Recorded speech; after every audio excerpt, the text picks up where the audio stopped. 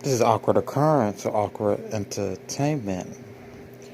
So I'm going to be getting into Barry Morphew's claim of another man's DNA in Suzanne Morphew's SUV. So I'm going to wait till a few people file in, and then I'm going to start this video. So we're just going to wait a few seconds.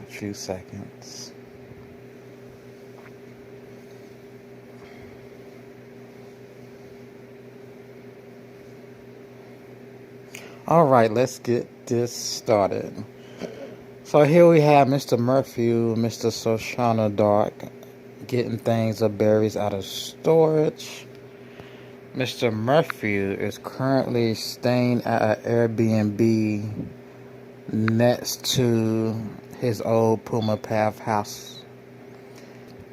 Now this is an image of Shoshona Darke approaching Barry Morphew's old house to get a package off of the doorsteps.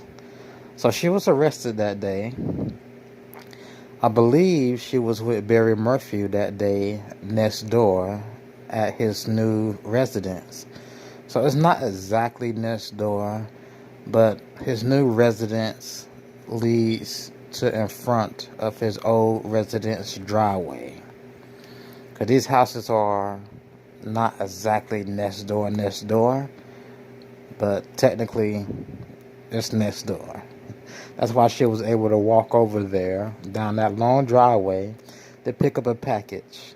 I believe the package belonged to Barry, and he didn't want to go over there himself, so he told her, go pick it up.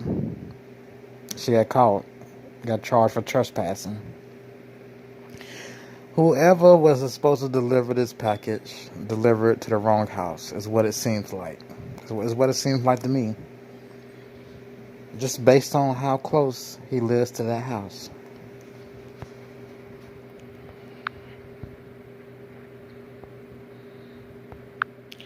So Mr. Morphew's, this goes into the 4-bedroom Airbnb he's renting out.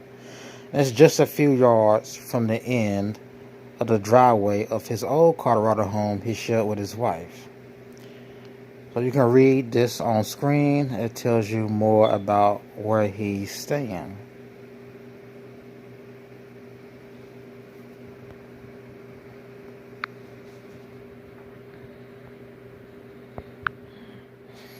Now, there was some papers filed about him living too close to the house, too close to witnesses. The witnesses would be Miss and Mr. Ritter. They are the ones who went to go check to see if Suzanne Morphew was home. They also called her in missing. But that motion was denied. So he still stays at the Airbnb. This is just an idea of how far apart he is from his previous house. Now, he also sometimes stays with Shoshona Darke. She stays about 13 miles away in Salada. But the left-hand bottom corner, you see Morphew's family home on the right, then the Airbnb. It's a very long driveway, They're not right next door, but that driveway is very long. So Shoshona Darke went walking down that driveway. I don't know if she drove or walked, but she got caught though. Alright, let's get into the DNA. So Mr. Morphew is suing prosecutors and probably the sheriff's office too, basically claiming he's innocent, claiming the police didn't follow the DNA trail of some other guy found in Suzanne Morphew's SUV. Let me enlarge this and read this. So I'm on the third paragraph. The documents filed by Morphew allege new information regarding male DNA found in the Range Rover, saying it was a possible match to a serial sex offender in Arizona. Morphew's several attorneys say investigators knew the man's identity as early as August 2nd, a week before the evidence hearing in his murder case. Also states prosecutors waited until Morphew was ordered to trial before they released the information about new DNA in the Range Rover to his defense.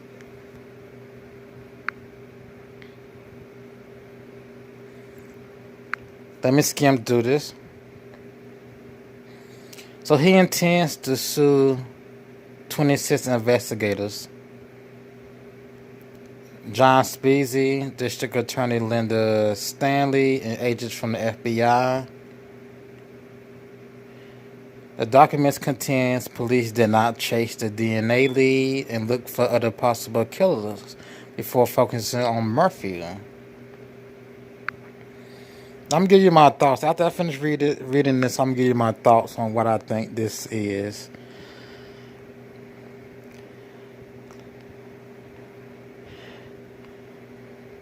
This goes on to say investigators collected several DNA samples in a frantic search for Suzanne Morphew.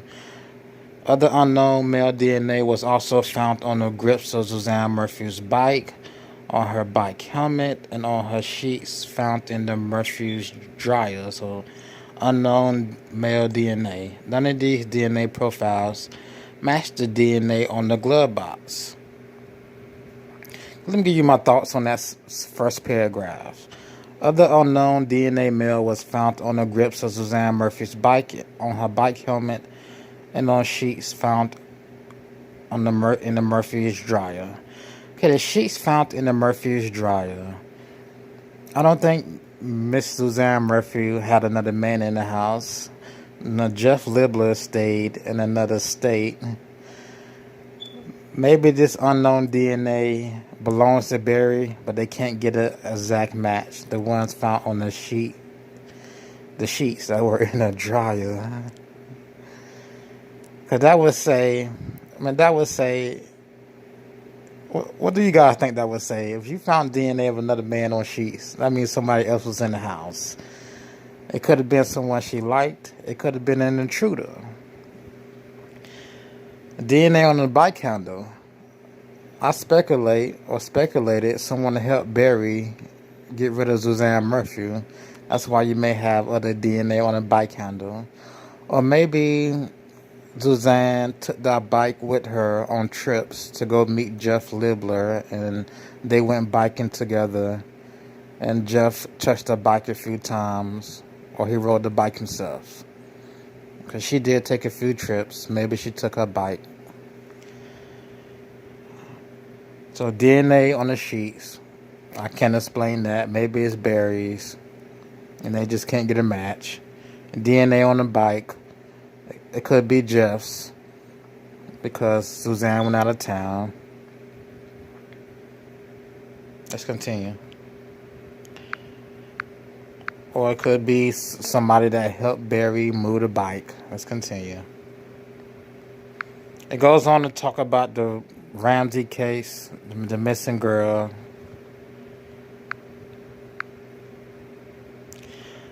Alright, what does this say? If such a DNA profile was found in the missing woman's car, and that DNA profile belongs to a sex offender, the lack of an explanation for how that profile got into the car of the missing woman will certainly provide a basis for a reasonable doubt that someone else committed the crime, Barkley said. Morphew also has DNA issues to face himself. We talked about Barry's DNA.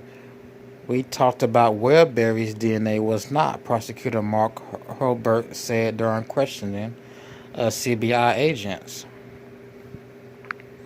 I didn't watch any of the hearings. They don't advertise.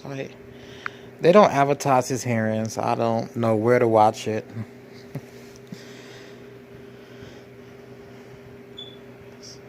Okay.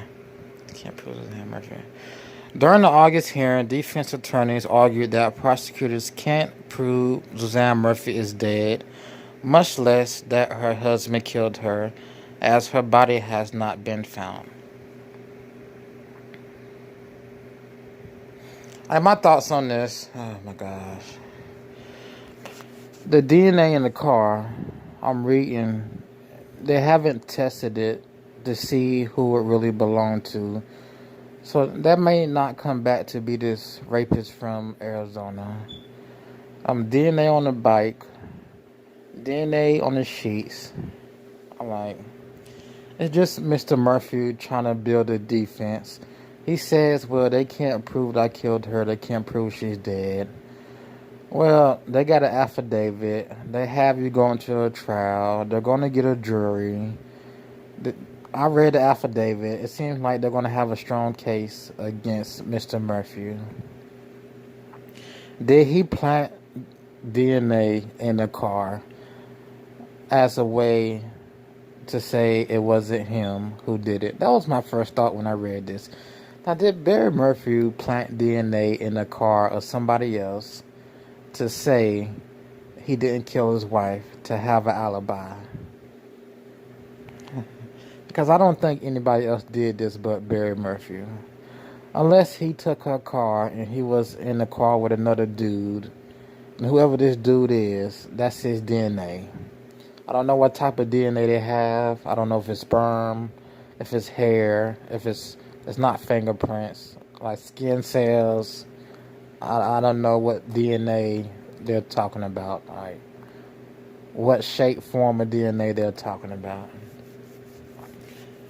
But again, my first thought, Mr. Morphew just planted evidence to make himself seem innocent. That's really it. Is he gonna get off? Mr. Morphew isn't getting off. He was the last one seen with his wife. He told so many lies to FBI, to CBI. There's no way he's getting off. After the trial, during the trial, there's no way he's getting off before the trial. This little motion to sue investigators, it's not gonna lead to anything good for Barry Morphew. It's not gonna get him off. It's just not. It's not, player. You lied so much to the police. You screwed yourself over lying to him. Maybe if he didn't lie to him, this would have helped get him off. But no. Anything else?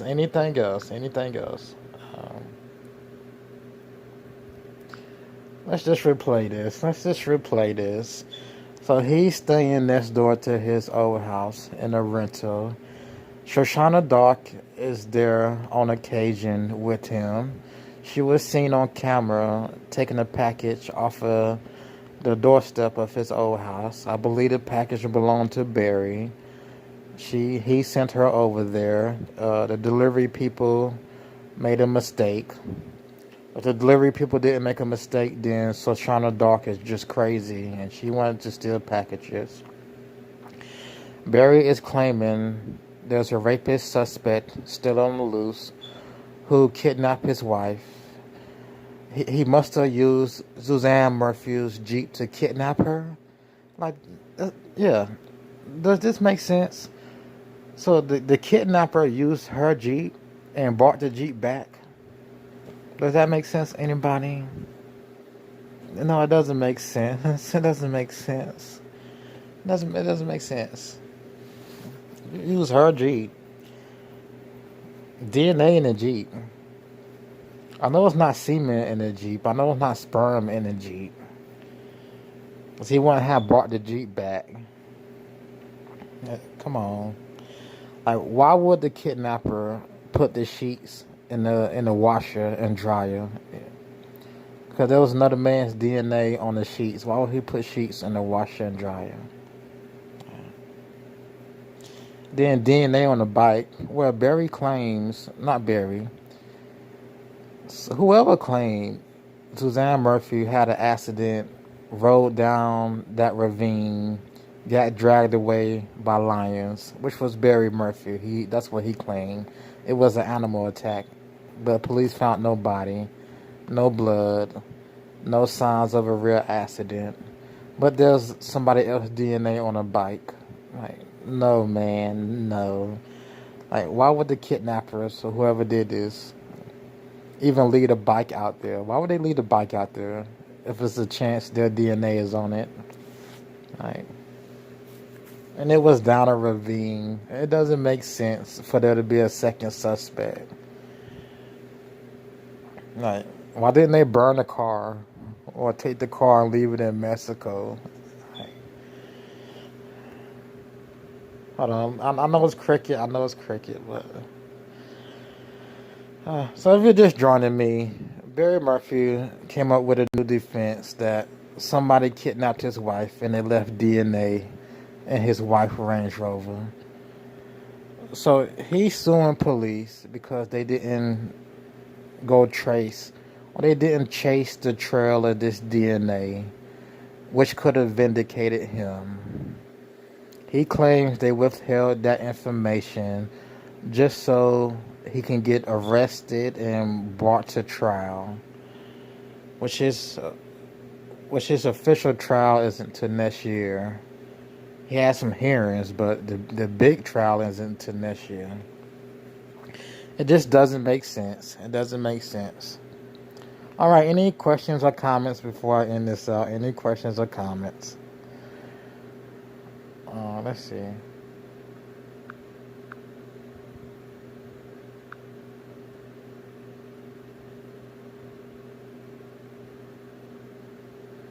Any questions or comments? I'm just looking for this. I'm just reading over this again.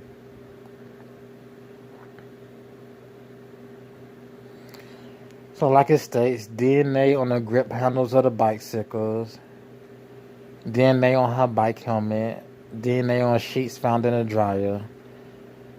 None of the DNA found on the sheets in the dryer or the bike matched the DNA on Suzanne Morphew's glove box in her car.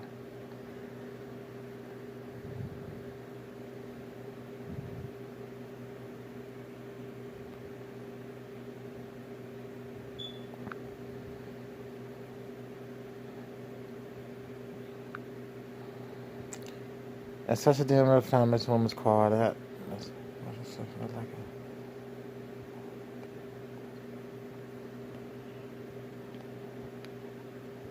yeah, that states it right there. If such a DNA, I'm just going to go over this one more time, this part, and I'm in this video out.